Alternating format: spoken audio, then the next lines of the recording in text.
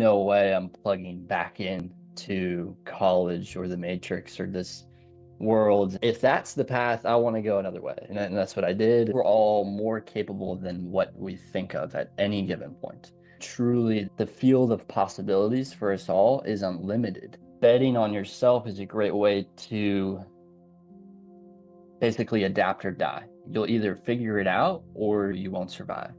And the vast majority of the time, you'll figure it out because you have capabilities that you're not even aware of that are a natural product of the exploration process. What's your favorite thing about Bitcoin?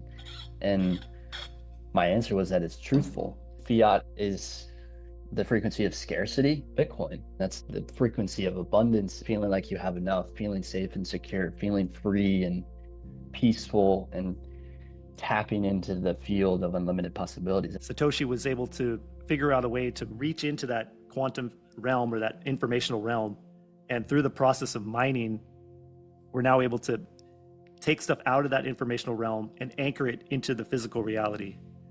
And it's such a mind-blowing concept. How mind-blowing, like utterly mind-blowing it is to be alive right now in history, to be on the precipice of this utterly transformational technology trickling its way through society, domino by domino, person by person.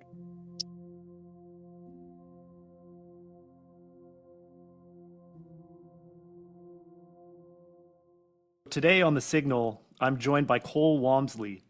Cole is someone who truly embodies the idea of breaking free from the matrix. He unplugged from the traditional education path and chose not to go to college, and instead began exploring life through his own sovereign lens. His work explores Bitcoin not just as money, but as a lever for global consciousness, spiritual evolution, and human flourishing. And I couldn't be more excited to have him on The Signal. Cole, welcome to the show. Yeah, thank you, brother. 10 out of 10 introduction. I wish I could be introduced like that every time. Appreciate it. Yeah, of course. Your content is just incredible. I've been binging on it the last few days and the last few weeks, and I've just been so inspired by a lot of the things that you've said. And your story is so inspiring and so unique because you saw through the matrix and you unplugged from it at such a young age. And I'm curious, where does Bitcoin come into that story? Was it part of that same awakening, or did it show up later as the tool that helped you go even deeper? Yeah, it showed up later as the process and the awakening evolved and unfolded. It started in my junior year of high school. I had planned to go to Virginia Tech, which is where my father went to college, basically my entire life up until that point. In the spring of my junior year, which would have been 2019, I believe, and I visited the school with my family and some friends, and I came away questioning that path for really the first time and had this feeling that I was going to be in the same system that I was already in, which was the traditional academic system, really as I knew it at that point. But that's really the matrix, as we would call it now, that I had already been in dissonance with and wanted to do away with and really did not enjoy or resonate with on really any level outside of socially. So that planted the seed in my mind of maybe I do something different. And over the following months and as my senior year evolved, I made the decision to take a gap year in between high school and college to at least give myself some time to unplug and see what else is out there. And long story short, I ended up moving to Jacksonville, Florida to play poker professionally, which is I'm probably the only person who's ever moved to Jacksonville to play poker. But that's how the story went. It's close to home for me and close enough. And yeah, I stumbled into paradise and soon started investing in the stock market. This is 2020 at this point, and was immersed in the ultimate case of beginner's luck because they had printed trillions of dollars. Unbeknownst to me, I didn't even know that they printed money. I was 18 years old. I was just seeing my portfolio go up and to the right and filled with three numbers pretty much every day. So that, with a week or two of moving down to Florida, playing poker and doing my own thing and living on my own for really the first time and really tapping into the sovereignty of myself, I realized there's no way I'm plugging back in to college or the matrix or this world. And as I drew it out back in high school, it was like if I went to college, it would have been okay, 4 years of the traditional academic system that I didn't enjoy. And that was already a pain point. But from there, it seemed to be that you're nudged to come right out of college and find a job just to start making any sort of money. And usually it's a job that you don't really enjoy. And then you're plugged right back into the next stage of the matrix, which is the 9 to 5 system, working and slaving away at something that you don't really enjoy and doesn't really connect with your soul and your heart and your mission and what you're most passionate about. So I was like, if that's the path, I want to go another way. And that's what I did. And Bitcoin ended up popping up after I went stock market, crypto, mistake, bad investment, pressed reset entirely, and then started looking at the entire landscape of asset classes across the entire market. You name it, pretty much real estate, artwork, cryptocurrencies, Bitcoin stocks, whatever it is, I was looking into it, trying to discover the answer to the question, where is the best place to put my money? Because I knew I had to put it to work somewhere. That had pretty much been instilled in me. And I came across this model, which is still under the radar, and I'm not really a big models guy, but it piqued my interest because I saw this 4 year pattern that had aligned with the halving cycle of Bitcoin. And as a complete novice to Bitcoin, I had no idea what it is. So I was like, what is the halving cycle? And that question was my first step down the rabbit hole. And it's been a long and fun and winding journey since then. And I still got an infinite ways to go. But that's pretty much how I got there. And that's where it played in. Yeah, it's so inspirational. And I'm almost seeing my life in a different lens if I had a parallel life and taking your path at such a young age. Because you're a bit younger, I'm 41, but I'm just now having the same insights that you've had over the last few years. And it's so inspirational to see someone so young and actually act on it. So I've been a doctor for the last 15 years, and it's essentially that path that you saw for yourself laid out, going to college and then being completely plugged into the matrix from one step to the next. And I didn't even realize I was plugged in until I discovered Bitcoin. Bitcoin allowed me to see things from a different lens, and it's allowed me to see my job from a new lens. And I really want to do what you've done. And it's so hard because I'm still plugged into the matrix, but Bitcoin has given me the courage to break away a bit. I used to work so much more.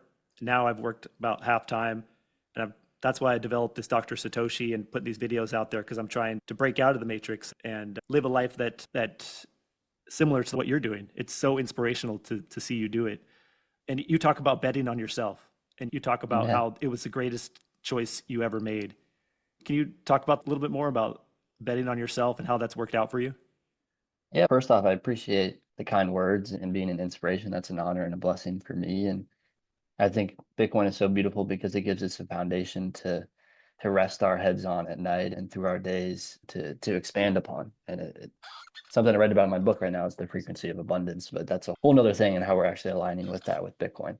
But I think betting on yourself, I think we're all more capable than what we think of at any given point. And I think truly the field of possibilities for us all is unlimited. And I believe it's our duty and our mission to honor what we've been gifted at birth with and to tap into them and explore them and to discover our gifts fully so that we can express them.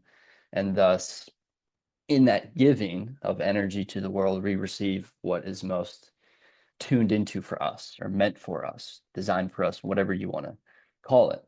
And betting on yourself is a great way to basically adapt or die. You'll either figure it out or you won't survive.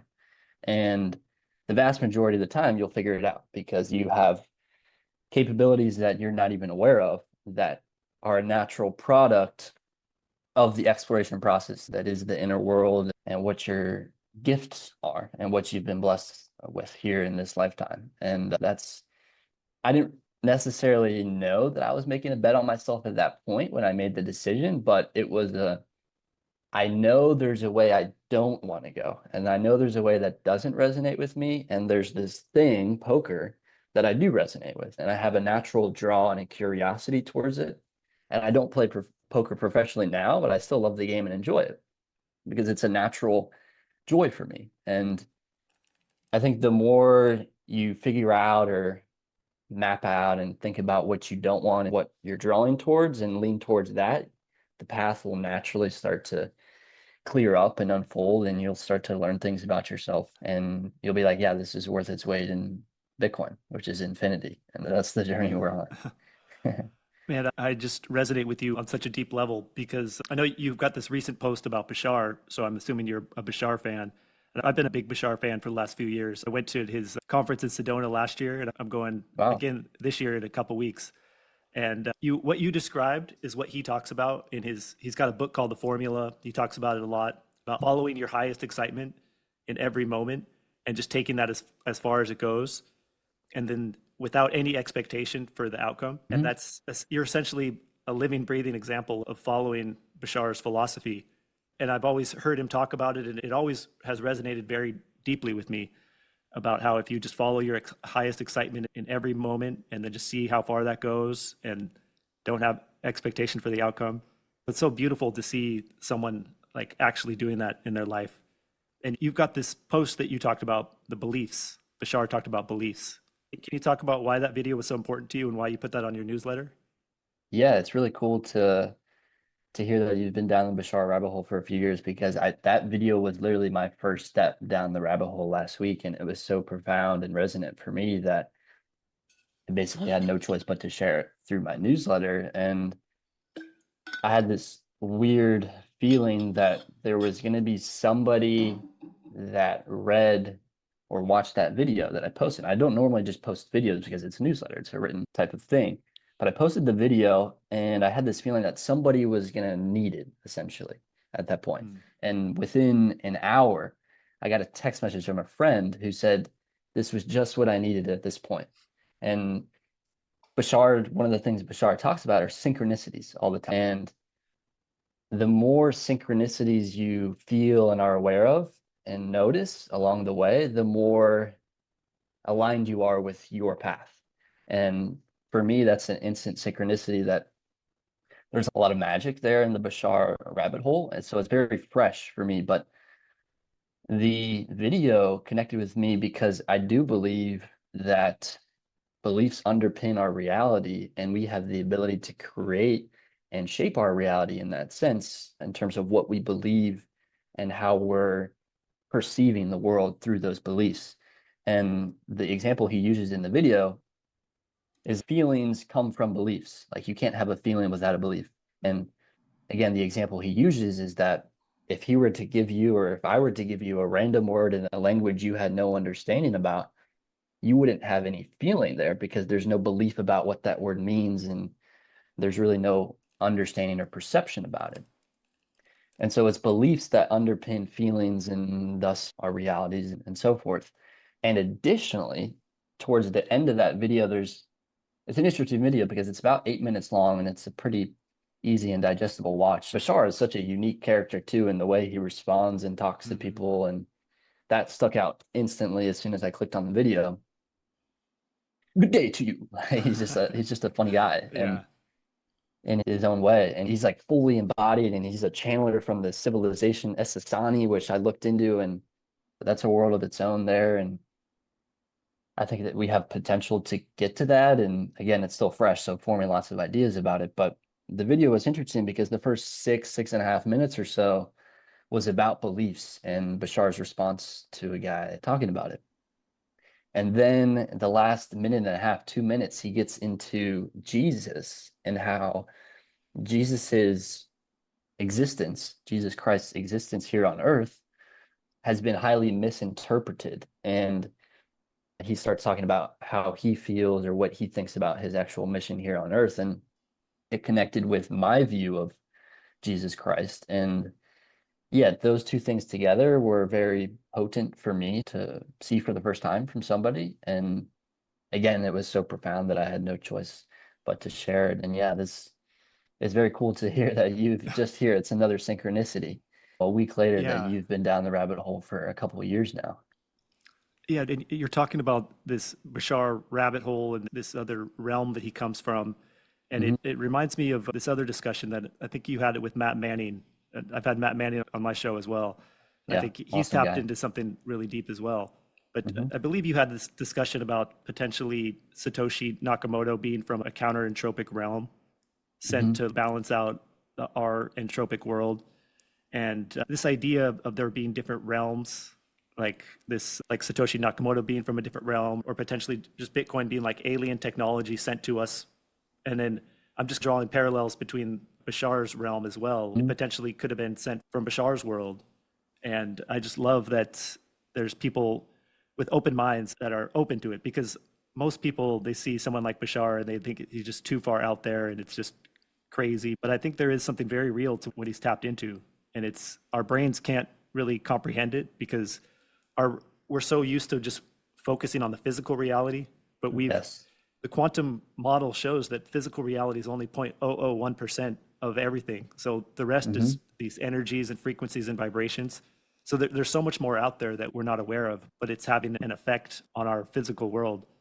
And yeah, so can you just comment on that a little bit? Yeah, sure. I think the key words there are an open mind because, and I think an open mind is a fit mind. And for me, being an 18-year-old, going back to my path, I think my mind was so open to what was out there that, and I was so open to something else. And there's such a box with the traditional system. And now that I was outside of it, it was like I was in this field of unlimited possibilities, and my mind was so open to all of these things. And that's why I think I was receptive to Bitcoin or health and fitness or spirituality, you name it, all of these learnings that I've picked up along the way without coming into it with preconceived notions and ideas and beliefs that are limiting ultimately in nature. And Bashar, it's interesting that you mentioned that because I haven't really thought that people would maybe not connect with him instantly. And because I did for myself. And there's something resonant about it that's beyond the physical, as you mentioned, Mhm. in terms of just an energy. And it was, again, instantly as I clicked on the video and he responded to the person, it was like, there's something different going on here. And I think all human beings and likely all beings have a certain felt and built-in barometer for truth that isn't necessarily conscious.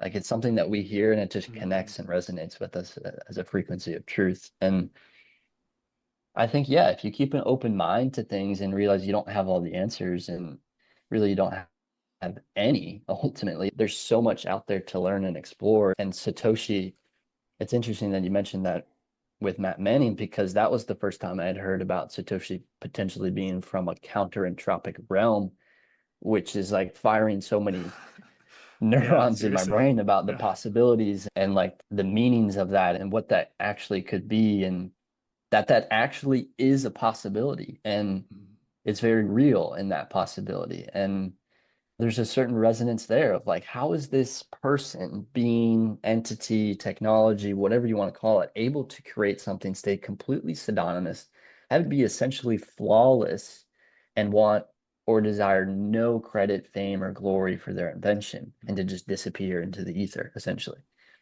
and where he essentially came from and it has to be it's ultimately divine. And I think alien technology, people come into the word alien with their own Mhm. preconceived notions about weird orbs and faces and eyes and stuff. And I don't know, there's this whole other realm and there's all of these other dimensions that we really have no idea about or a very limited understanding about. And Bashar's civilization, where he's supposedly channeling from, Essassani, is an example of that.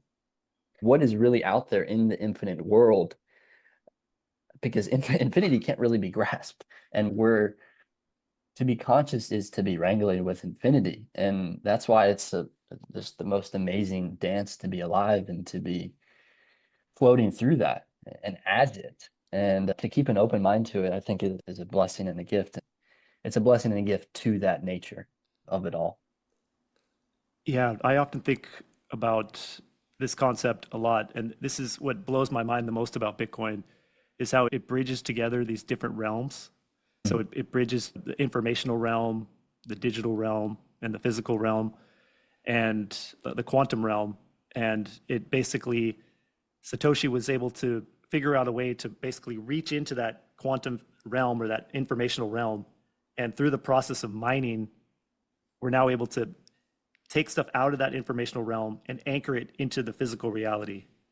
And it's such a mind blowing concept. And I think that's why our minds just intuitively recognize this as being something that's infinitely valuable. Because you can think about it from an intellectual perspective about how valuable it is. But when you think about taking something out of the informational realm and then now it's in the physical realm and you can actually buy it and own it, it's and there being a limited amount of something that's infinite. It's how fortunate we are to be alive right now to be able to buy it.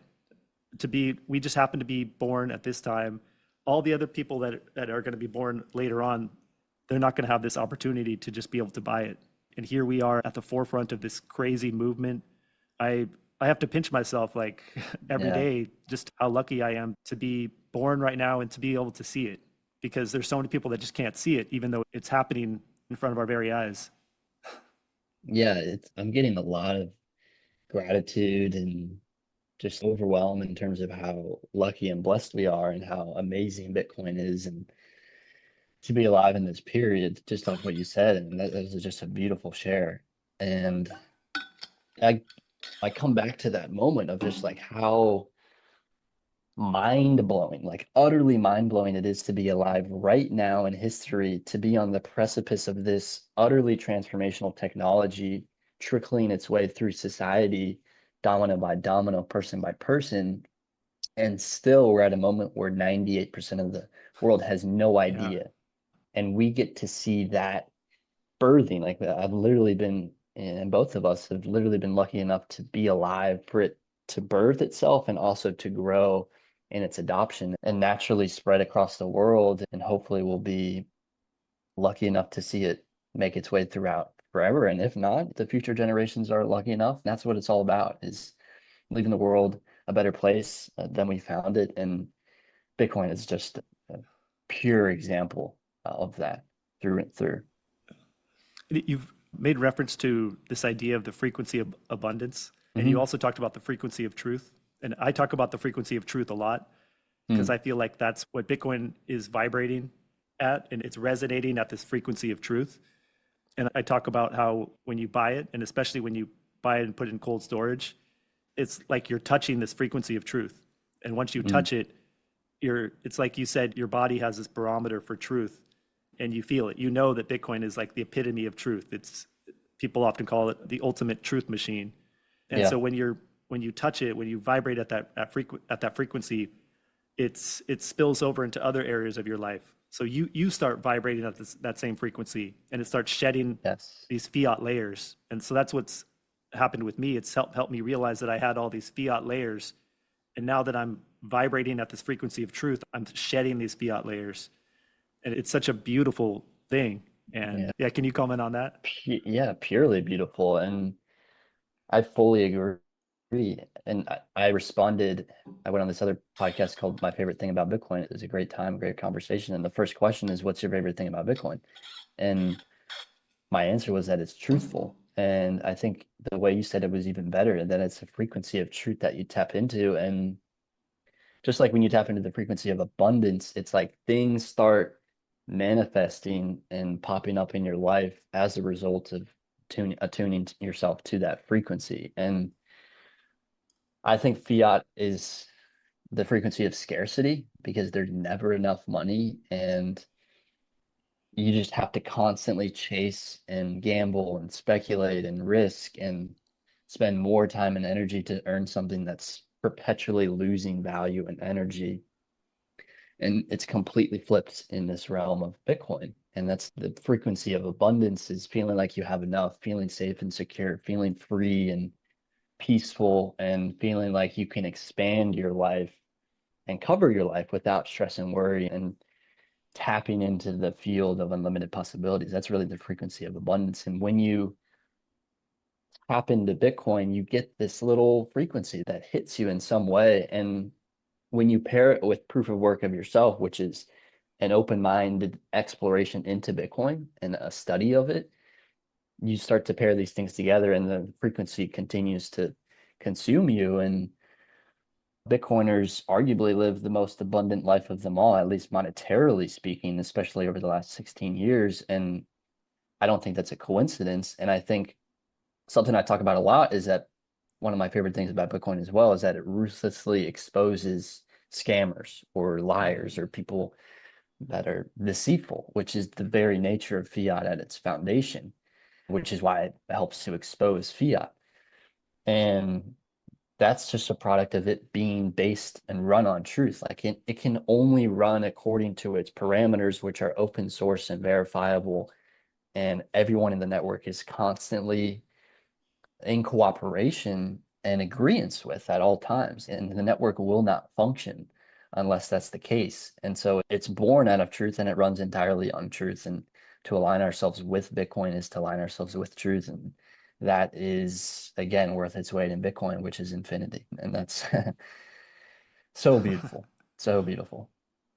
Yeah, you talk about this concept of Bitcoin essentially being the opposite of fiat in every possible way. And related to what you just said, Bitcoin is like the light that's exposing darkness. So a Mhm. lot of the fiat world is it survives in darkness and lack of transparency. And Bitcoin is shining a light on that darkness. And there's this quote that whatever the light touches turns to light. Mm. So as Bitcoin is coming into the world, it's shining light on the darkness and changing that darkness into light. And in addition, it's also shining a light on this alternative path for us to move on to. And so it's just so beautiful in so many different ways.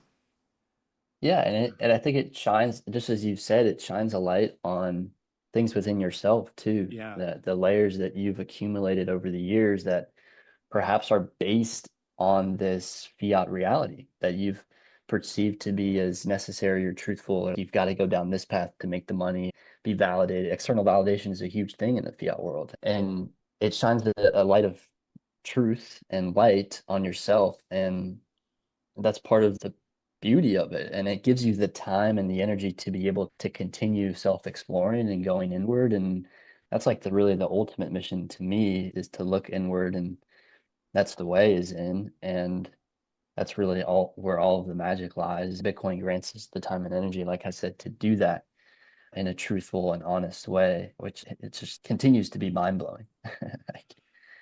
Yeah, it's you can hear just in the way that you speak that you've had some incredible inner insights and done a lot of inner work, and it's very admirable because I'm walking on that path, and so I recognize when someone's there, and you serve as an example because there's still a lot of things that I'm working through, but it's good to have people like you to serve as role models, as someone like also walking that path. But so did Bitcoin enable you to do that inner work? Was it just that it gave you the time and the energy, or was there something deeper about Bitcoin that allowed you to do that work? Yeah, I think it's all interconnected, and I appreciate that. And namaste, my being sees your being on the inner path, and I commend you for it and bless you and send all the divine guidance your way because it's so beautiful and enlightening and sometimes endarkening too. And that's what we need to uncover the eternal flame of the heart that lies beneath everything. So yeah, I commend you for that for sure. And I think for one reason or the other, I had a natural, I don't know, calibration towards spirituality. And I believe it was coincidentally, I'm connecting this for the first time, around the same time when I was exploring Bitcoin that I read The Untethered Soul for the first time. And that was Mhm. one of the first major steps inward for me in terms of what the heck is this mind voice thing doing, this inner roommate that I have, and what is it, and who actually am I fundamentally?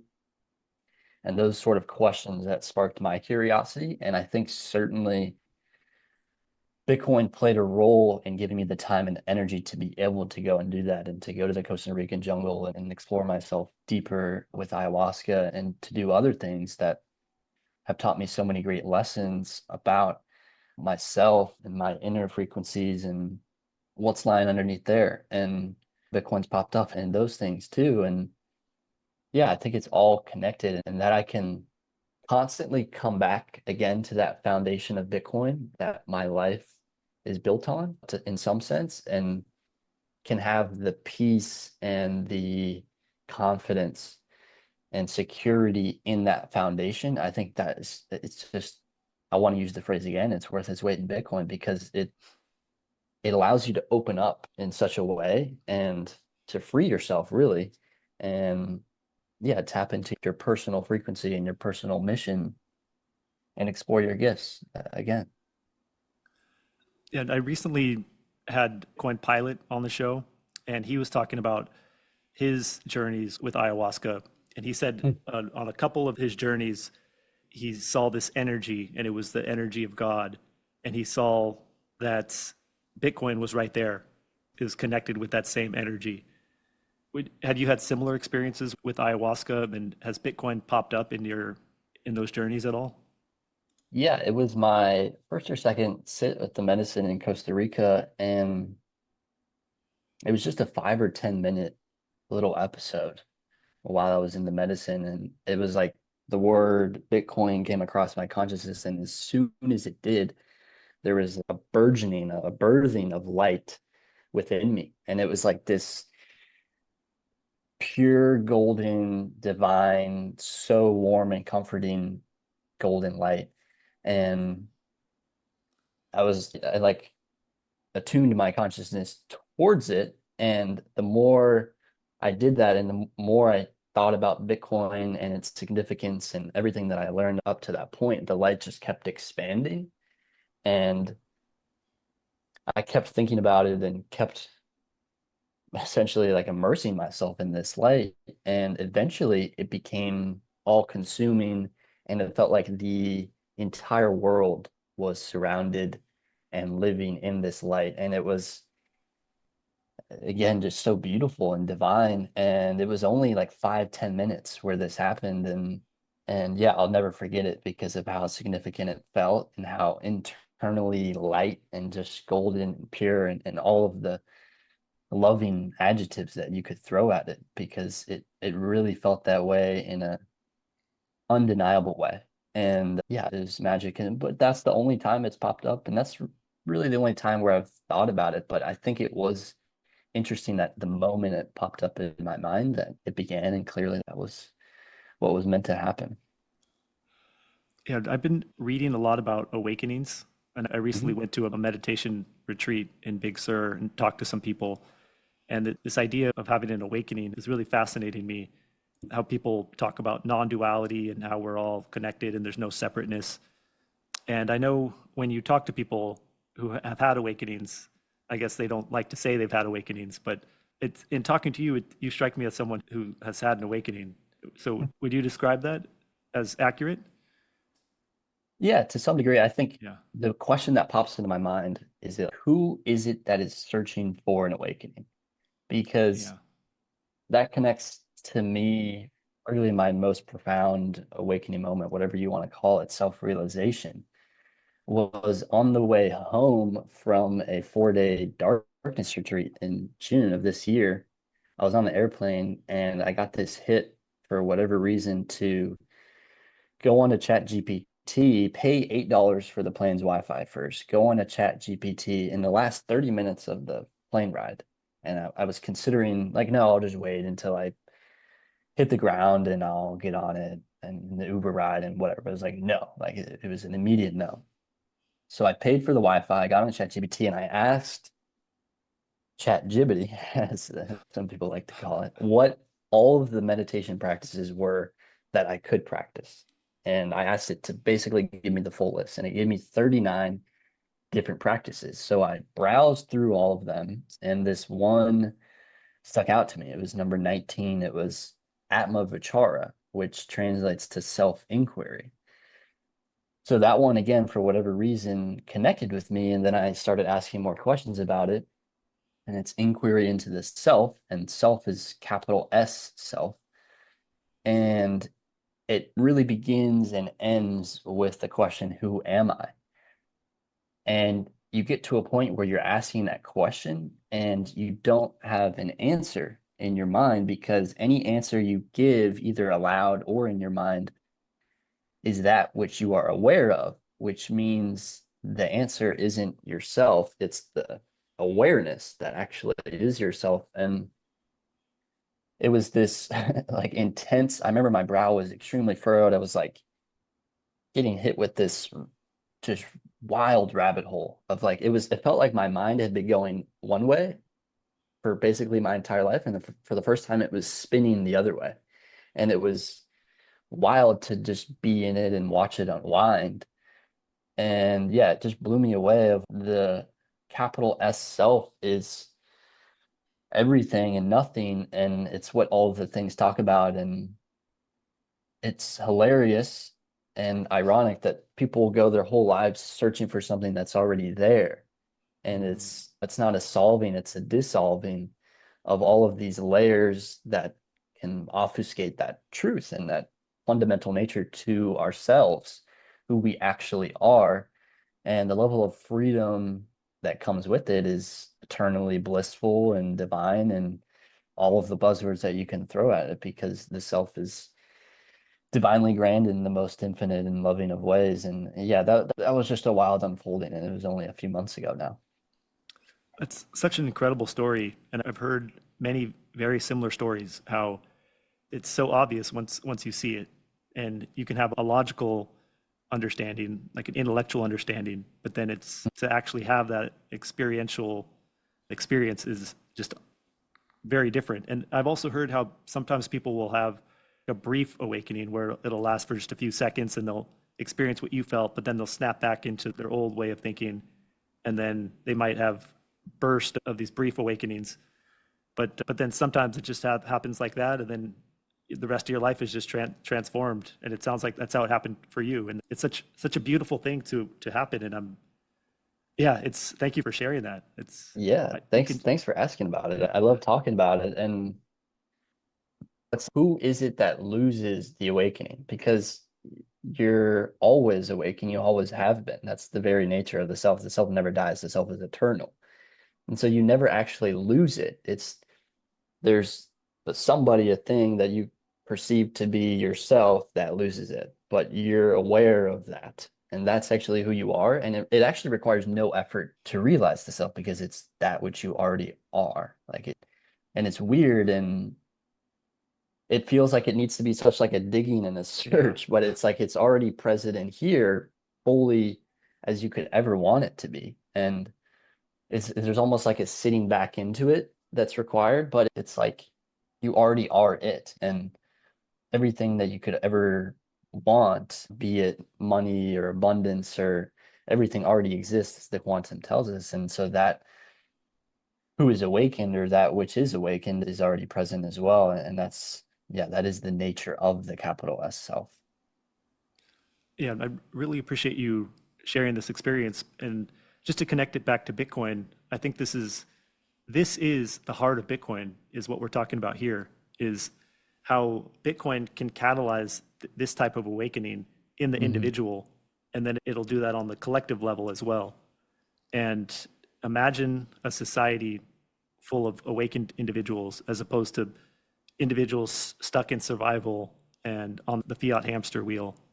And so the process that you've described is a microcosm for the process that society is going to undergo. Because what you've tapped into is basically you're tapped into this global consciousness. And what the fiat world does is it makes it impossible for people to get to where you've gotten to. And so the beauty of Bitcoin is that it allows people to have that awareness of what you just described. And once society gets to that level, it's I think you've described it as like the greatest renaissance or the golden age. But can you describe that process for the individual and the collective and what you ultimately see for the future?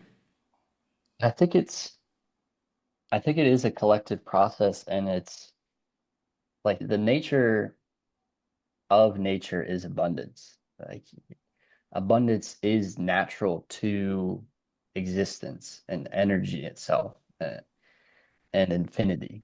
And when we're able to align ourselves with that and receive something that is truly infinite in value, like the downstream effects of that are undescribable because they're so beyond us. And part of my being feels like it eventually evolves to a place like similar to Bashar's, where they live in a moneyless society, supposedly in Essassani, where everybody simply follows their highest joy and whatever is needed is already provided for because there's somebody who has that natural inclination and natural ability to produce that thing just out of pure love. And it's a fascinating civilization to go down into. And yeah, it just helps remove, I think, as Peter Crone would say, something similarly, the mission and the purpose of being here as a human being is to realize the limitations of our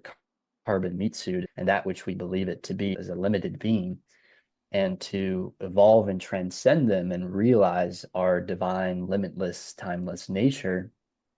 And thus we ascend and transcend and break free in a lifetime. And the soul evolves into pure spirit, essentially. It loses domain in the physical realm because it's completed its mission, it's completed its work in that area. So, how is that going to unfold with humans continuously? I don't know, but it's an individual journey that is combined into the collective. And I think having a protocol that all humans can align themselves with that is fundamentally based in cooperation and truth, it means that every single human being on the planet is fundamentally in cooperation with each other by all acting on and aligning with that protocol. And for money, the thing that's connected to everything to be that thing is the way. And so that's why it could be this counter-entropic realm, which is balancing out the entropy of things and the randomness and the chaos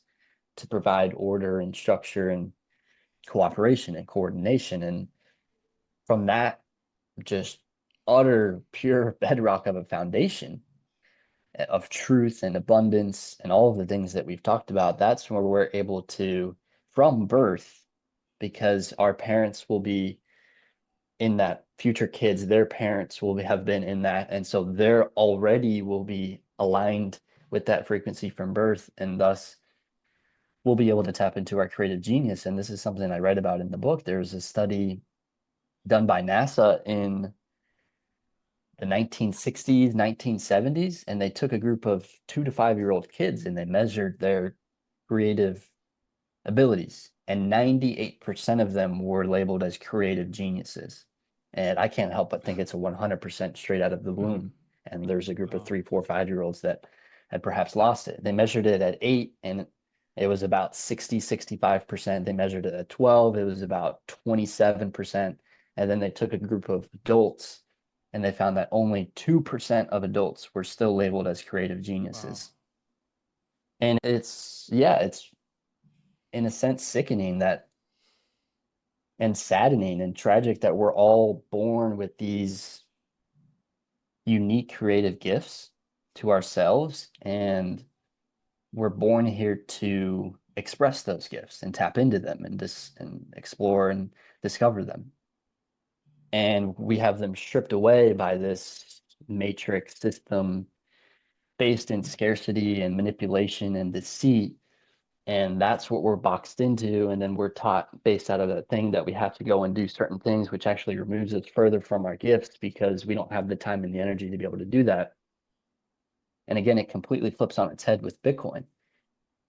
And so eventually, my thesis is that as this evolves and as humanity continues to align with it to the point where everybody is aligned with it globally, we'll have kids being born creative geniuses as their very nature and able to tap into it as a result of their parents, society, and themselves having the time and energy, the good health, and the fortune, and the security, and the abundance to be able to do that.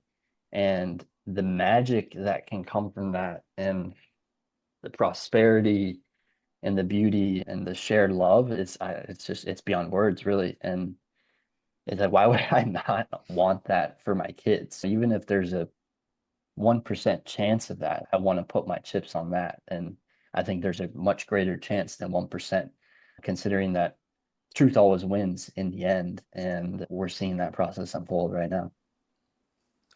Man, that was so beautiful. I feel truly honored to have you on. I think that you're going to just produce so many incredible works in the Bitcoin space and in the world overall. I know you're working on a book, and I saw one of your podcasts. You talked about your life outside the matrix. You describe it as a blank canvas, and Yeah. that hit me really deep. That's such a beautiful concept that your life is a blank canvas as opposed to this fiat prison or this box.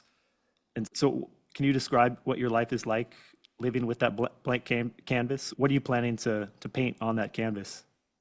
Yeah, it's a game of creativity and excitement to me. And it's to have the ability, because we're still rooted in a world of monetary energy and the necessity behind it, to have the ability and to have the energy to be able to do that and to explore, like, what is it that I'm curious about first? And what do I have a natural inclination towards and a natural ability with? And finding the middle ground between all of those things. And then, okay, is this just something for me to explore and find out myself? Is this something for me to write about and share with other people? And as I've done that, I've found that writing is a form for me that I've, for some reason or the other, again, been blessed with some sort of ability and also a joy in expressing through the written form. And along the way, I've also discovered that my voice is another way of doing that. And I've started a podcast, and I've astrologically, if you're into that type of thing, as the energy of the stars have spoken,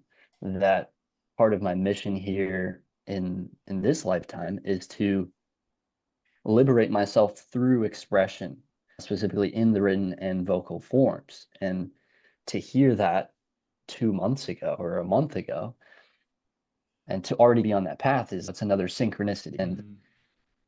it's beautiful. And I think the blank canvas that I'm able to create, I don't know. Like, I know the perhaps shorter term things like this book or the podcast that I have, and then we'll expand into other things. And I think the key is leaving yourself open to it and not being fixed and grounded in I'm projecting from my own view of it, but not being fixed or grounded in one certain path for 60, 70, 80 years and beyond of my life. It's like I'm constantly in flow with nature. That's my goal and my mission here, is to surrender to that flow and that intelligence, because that is a divine intelligence. So it's like, how is that speaking to me?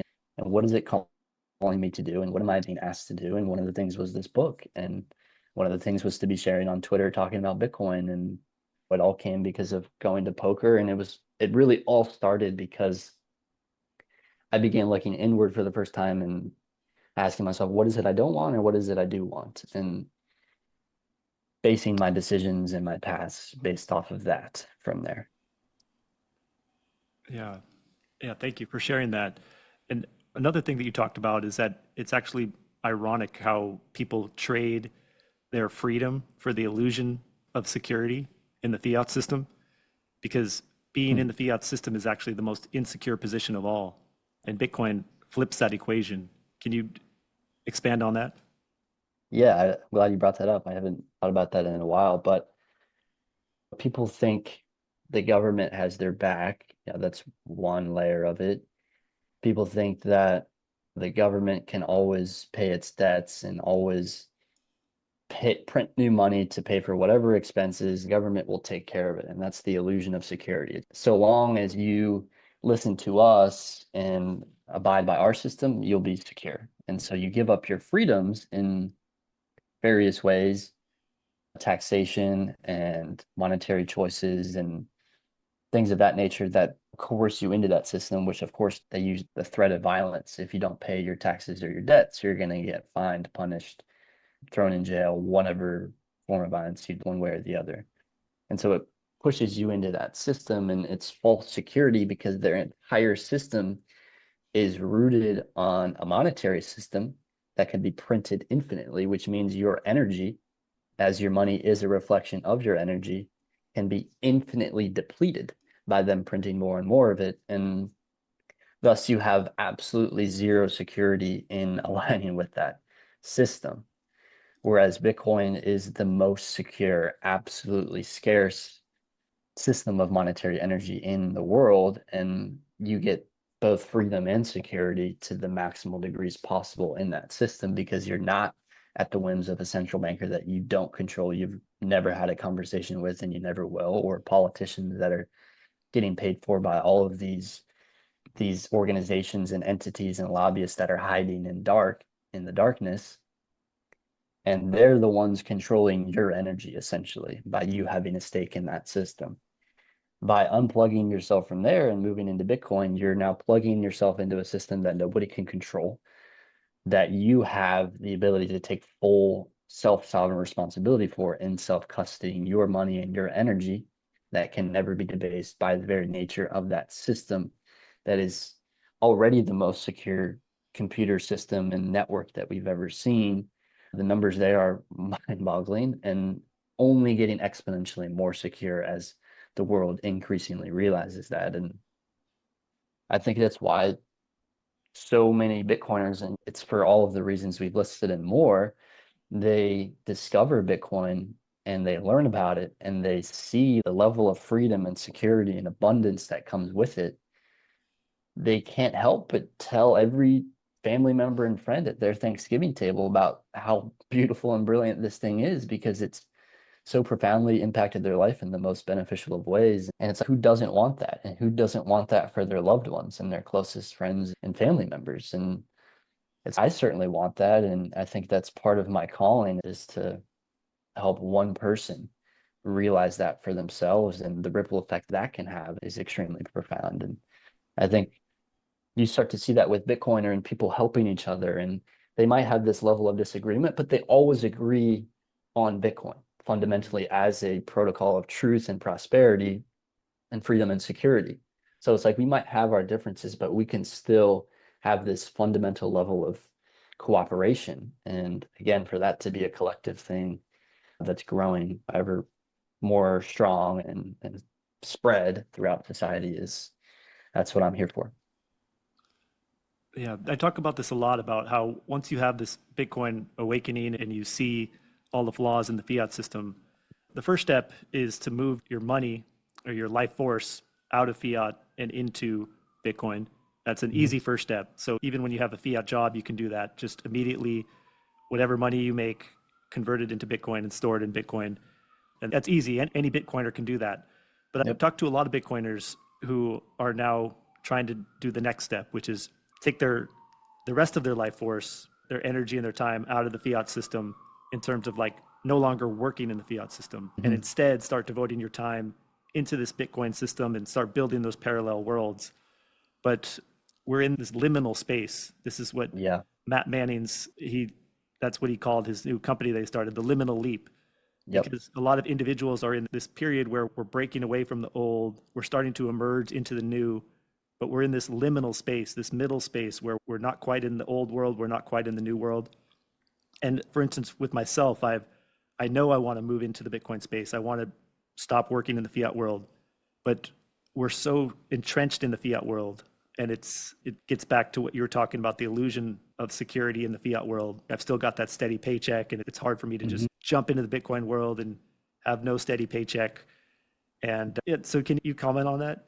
So, Yeah, it's a sticky system yeah, and it's almost by design because it's the centralization of power and supposed security has become so centralized and so beholden to a single system that is based in falsehood that the further along you base yourself in that system, the further you're gonna be built up into that, and thus the fall feels a little bit heavier. And so it's like taking the leap becomes more difficult. For me, at 18, it was easier because I was baked into it, perhaps. And I think it comes with time, a low time preference, and being patient and aligning yourself energetically with what you perceive to be truthful and resonate with yourself, and it'll manifest as it's supposed to. All that is meant to be will find its way to thee. There's a poster up here, and there's a trusting of that and a trusting that it doesn't all need to happen now. And honestly, if it did, it wouldn't really be that fun. And whatever is supposed to happen for you and however it's supposed to unfold, that's exactly how it will unfold. And that's exactly what will happen. And yeah, there's just a trusting of that and staying calibrated to the frequency that resonates with you, and it'll reveal itself as it's meant to. Man, that's incredibly profound. And it relates to what you said about Bitcoin in general in one of your podcasts about how it unfolds in divine order at the perfect rate. That Yeah. was something I really needed to hear as well. And I think a lot of Bitcoiners need to hear because we get frustrated, like, why is it not doing what we want it to do? Or why is the price stuck here? But when you said Hmm. that, I was like, man, that is so deep. It's unfolding in divine order. If it were to go any faster, there would probably be a lot of problems and it might even blow up. So it's Yep. actually the greatest gift ever that it's unfolding at the rate that it's at so that society can catch up and we just have to just accept it and just appreciate it Yeah. instead of wanting it to be something faster than what it is. Yeah. It's easy in a high time preference world to want things in the high time preference sense. And because we are in a high time preference world, it incentivizes that like instantaneous gratification. And I was asked yesterday on a podcast of what do you think is limiting or holding back Bitcoin? And I was like, nothing. It's really unfolding and evolving exactly as it is meant to. And there's nothing holding it back because there's nothing holding it back. It's not meant to be known and understood by 100% of the world 16 years into its lifespan. It's a natural process that is a product of nature. And so I think as an individual that's unplugging from the fiat matrix, and there's still things that I'm even plugged into in a sense of fiat. It just takes a low time preference, and that's what Bitcoin is. And if you're going to align with Bitcoin, align with a low time preference. It's patience, and that's the nature. That's the pace of nature is patience. And yeah, that's what Bitcoin incentivizes us to do. And when you start to stray from that frequency, if you want to call it, that's when you get a little greedy. That's when you try to put something into Celsius, BlockFi, you gamble on a Bitcoin treasury company, and you actually end up further down the totem pole or even on a higher floor that looks even scarier. And yeah, if you just take your time, trust the process, it'll all work out because it always does. And you speak so beautifully about it. Um, Thank you. so why don't we end on this idea? So you've described Bitcoin as infinitely beautiful and brilliant and Yeah. impossible to fully understand. Yeah. It seems like that mirrors the infinite nature of consciousness itself. So can you talk about Bitcoin and consciousness and how they might actually be the same thing? Yeah, it's a big topic. It's literally Yeah. it's so hard to describe because it is really a product of infinity, and that's what we're a product of. That's what all of this is a product of. And the best way to describe it is infinity. And to have something so fundamental to civilization, be money, be infinite in nature in terms of its value is extremely high signal because that's what we're all traveling through. And that's what this whole unfolding is. And I don't know the full process of it, and I can only keep aligning myself with it and enjoying the magic that comes up that's beyond description. And I think it doesn't need to be described. It doesn't need to be grasped at or necessarily understood. I don't think infinity or life necessarily is meant to be. It's meant to be experienced. That's not a problem to be solved. And, it's a beautiful float down the river of love, and that's what we're here doing. So yeah, the best way that you can do that is what I would always recommend. Yeah, it kind of relates to something else you said about how Bitcoin is proof of work. And if you don't Yeah. understand it, it's because you haven't done the work. And I've seen you talk on podcasts about how you never try to like really force people to understand or get frustrated when people don't understand because you understand that it's this process that they're going to find it in their own time and they need to Hmm. put in the work. You, as much as you might want them to get it and understand you, it's their process and you don't take that on. And that really helped me because I often put a lot of pressure on myself to orange pill my family or my friends. And when you said that, that really put things into a really good perspective. So thank you for that. Yeah, of course. I think it is similar to the quote, everybody gets Bitcoin at the price they deserve, which perhaps is a little bit abrasive, but I think it really is all a product of proof of work, and this reality is a product of proof of work. And again, it's Bitcoin aligning with the metaphysics of reality itself. And it's something that you can't bench 225 in the gym without a certain level of proof of work. You can't understand Bitcoin to a certain degree without a certain level of proof of work. And if you're really to understand it, it requires time and energy. And it's the same thing as producing a desk. Like it requires a certain amount of time and energy, and perhaps that gets more efficient in that process. And I think that is happening as technology and intelligence evolves. People are learning about Bitcoin and understanding it at a faster rate, and desks are also being made at a faster rate than they used to be. And it's, the exponentially advancing process of life. And yeah, it's all about proof of work, and you really can't fake it. And if you do, you're likely going to get burned at some point, or you won't fully experience the benefits energetically that come with Bitcoin and come with proof of work in general. Yeah. Is there anything else that you wanted to add before we close things out? I think this was an absolutely beautiful and And awesome podcast. I really enjoyed the conversation start to finish. You've been an incredible host, and you've honored this space brilliantly. I can't wait for the next chat, whenever that might be. yeah, thank you so much for coming on. You've just dropped so many nuggets of wisdom and have really helped me on my spiritual path as well. I feel like I'm going to take a lot of things that you said and I'm going to integrate it, and it's really going to help me on my journey forward. So really, thank you for that. And why don't you just tell the listeners where they can find you online? Yeah, online's a keyword there. It's just on Twitter right now, currently at Cole_Walmsley. And then I have my newsletter, which is linked there. And I have my podcast, which is still being named, but it's able to be accessed through the newsletter and my Twitter profile as well. But that's where I'm at currently online. Nice. Nice. Yeah, thanks again. We'll talk soon. Yeah, thank you, Dr. Satoshi. Till All right. next time, Yeah, take care. you as well.